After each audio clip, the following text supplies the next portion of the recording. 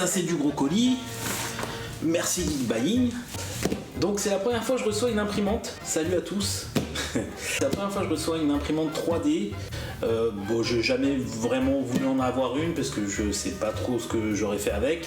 En tout cas, c'est quelque chose de passionnant pour la plupart. Donc ce modèle, c'est la Ender 3V2 Neo. Ouais, c'est ça.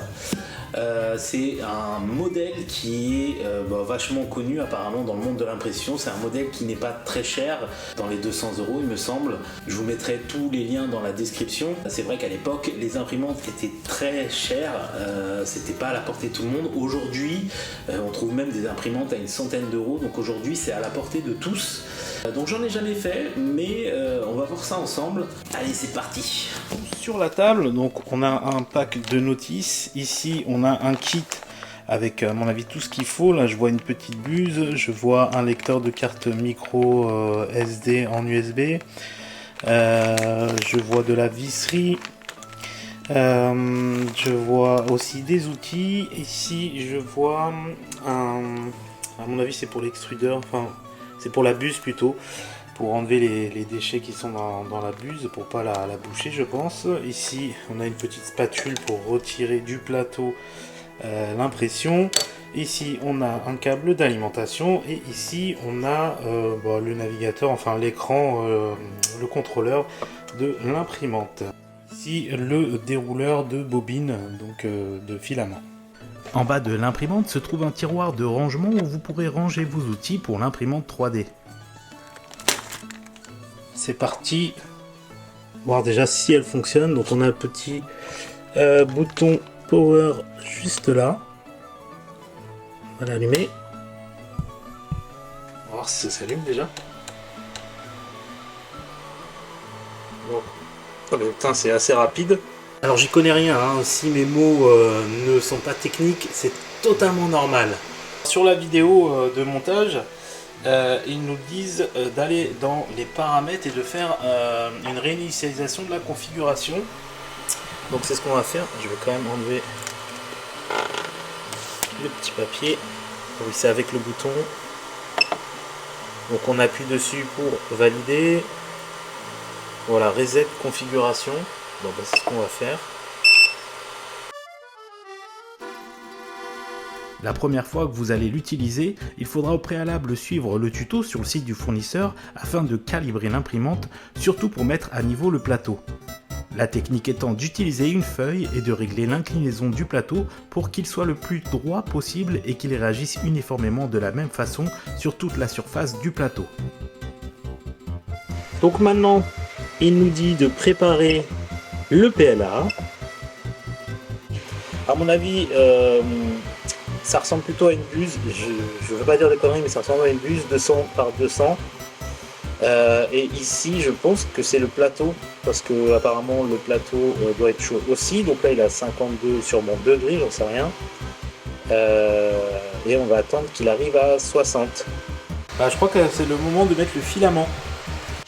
Toujours vu partout qu'il coupait le bout avant de le mettre, donc c'est ce qu'on va faire, peut-être pour que ce soit plus propre. Et on va le couper. Hein.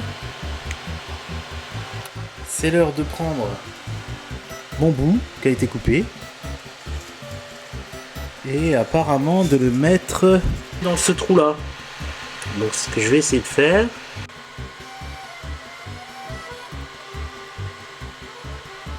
Ok. Je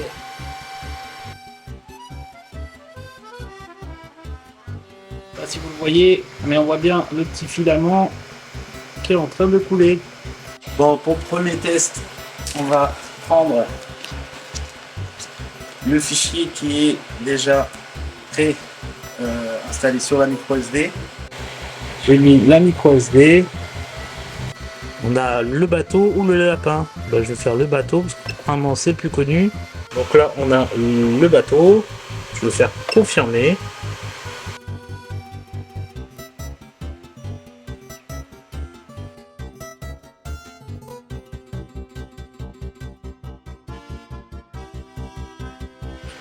Voilà, donc l'impression suit son cours. Donc on a le bas du bateau qui est en train de s'imprimer.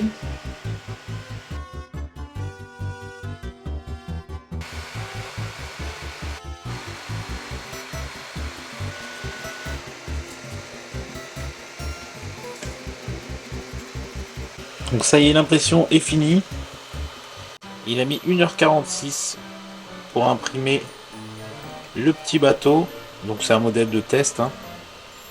La première fois que j'ai voulu enlever l'objet, j'avais un peu peur de tout casser et comme je ne m'étais pas assez bien renseigné, j'ai fait un peu n'importe quoi en ayant retiré le plateau aimanté pour le chauffer avec un sèche-cheveux afin de retirer les filaments et l'impression 3D, alors qu'il ne faut pas procéder comme ça, mais tout simplement en faisant préchauffer le support avec l'option préchauffage PLA et par la suite prendre le plateau, la spatule, enlever les petits filaments de préfabrication et à la suite plier ou bouger l'objet imprimé en 3D sur le plateau.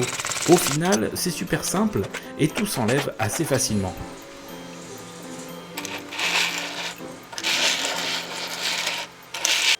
Voici donc le petit bateau que je trouve fort réussi, en tout cas pour ma première impression. C'est très propre. Il y avait juste deux petits filaments qu'il fallait enlever, mais ça c'est toujours pareil quand on imprime avec ces genres d'imprimantes. Mais franchement c'est propre. C'est propre, je m'attendais pas à ça. Je m'attendais à un truc vraiment foireux. Allez, petit bateau, on rentre à la maison. Afin de gagner du temps sur votre prochaine impression 3D, sélectionnez le préchauffage PLA, comme ça par la suite lorsque vous voudrez imprimer, tout sera préchauffé.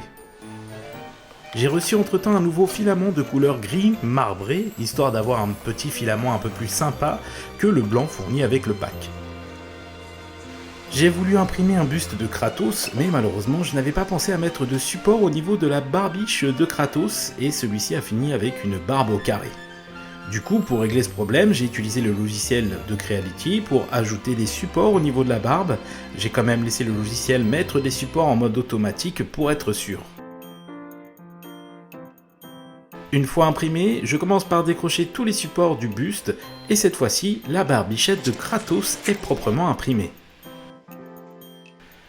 Bon, maintenant que je me suis lancé dans l'impression, je vais imprimer toutes sortes d'objets, qu'ils soient pratiques ou décoratifs, en commençant avec un support de prise électrique pour smartphone, un requin articulé, un lézard articulé, un support pour mon minuteur Xiaomi et une boîte de rangement pour mon drone DJI Mini 2.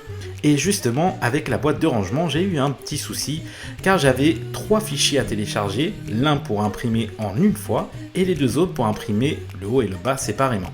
J'ai bien entendu pris l'impression en une fois et je n'avais pas réussi à bien décoller le support haut du reste de la boîte et ce n'est pas très propre. Malgré tout, vous pouvez constater qu'à part les objets que j'ai rajoutés dans la grosse valise noire, tout rentre dans cette petite boîte imprimée en 3D. Je vais la réimprimer une seconde fois en séparant le haut du bas, même si au final j'ai dû attendre 45 heures d'impression. Voici le résultat de ma deuxième impression pour la boîte à drone.